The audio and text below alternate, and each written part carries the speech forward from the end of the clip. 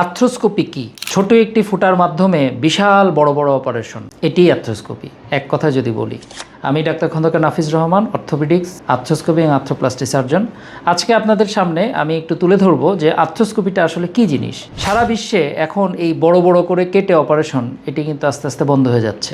এখন ছোট কাটার যুগ, ছোট জায়গা দিয়েই বড় অপারেশন করা হয়। তো আর্থ্রোস্কোপি হলো যে কোনো ধরনের স্পোর্টস ইনজুরি অথবা ট্রমা অথবা যে কোনো কারণে যদি আমাদের knee joint, shoulder joint, ankle joint, এসব জায়গায় যে লিগামেন্টগুলো আছে, এই লিগামেন্টগুলো যদি ছিঁড়ে যায়, একটা সময় বড় বড় করে কেটে এই লিগামেন্টগুলো জোড়া লাগানো হতো। বড় কাটার কি সমস্যা? সমস্যা হলো বড় করে যদি কাটা হয়, গিরা অনেক সময় রেস্ট্রিক্টেড হয়ে যায়, অর্থাৎ নি জয়েন্ট মুভমেন্ট ঠিক থাকে না।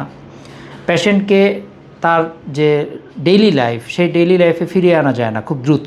পরবর্তীতে এটার ইভ্যালুয়েশনটা কি আসলো, যে আর্থ্রোস্কোপি মেশিন একটি ক্যামেরা, একটা দূরবীন, এই ক্যামেরার মাধ্যমে মাত্র 5 বা 10 মিলিমিটার একটি ফুটা করে ভেতরের যে লিগামেন্টসগুলো আছে বা যে স্ট্রাকচারগুলো আছে সেগুলো রিপেয়ার করার একটি পদ্ধতি বের হলো। এটিই হলো আর্থ্রোস্কোপি। তো আর্থ্রোস্কোপি মেশিনের মাধ্যমে কি করা হয়? বাংলাদেশে আমরা আর্থ্রোস্কোপির মাধ্যমে এখন হাঁটু বা নি জয়েন্ট, শোল্ডার জয়েন্ট এবং অ্যাঙ্কেল জয়েন্টে প্রায় সমস্ত সার্জারি আর্থ্রোস্কোপি মেশিনের মাধ্যমে বা আর্থ্রোস্কোপির মাধ্যমে করা যায়। অর্থাৎ হাঁটুর ভিতরে মাত্র ছোট ছোট 2টা বা 3টা ফুটা করে ভেতরের বড় বড় রগ যেগুলো ছিঁড়ে যায় বা লিগামেন্টস যেগুলো ছিঁড়ে যায়, সেগুলো কিন্তু আমরা রিপেয়ার করতে পারি আর্থ্রোস্কোপির মাধ্যমে। একইভাবে শোল্ডারে ল্যাব্রাল টিয়ার, রোটেটর কাফ ইনজুরি অথবা যে কোনো ধরনের শোল্ডারের প্রবলেম আমরা কিন্তু আর্থ্রোস্কোপির মাধ্যমে সলভ করতে পারি। সুতরাং এই জয়েন্টের যে কোনো প্রবলেমে আর্থ্রোস্কোপি একটা দিগন্ত উন্মোচনকারী একটি বিষয় হয়ে দাঁড়িয়েছে এবং এটি চিকিৎসা জগতে একটা বিশাল অভাবনীয় চেঞ্জ এনে দিয়েছে, একটি প্যারাডাইম শিফট নিয়ে আসছে। সো এই ধরনের সমস্যায় যদি আপনারা পড়েন, অবশ্যই আর্থ্রোস্কোপি বিশেষজ্ঞর পরামর্শ নেবেন এবং তাদের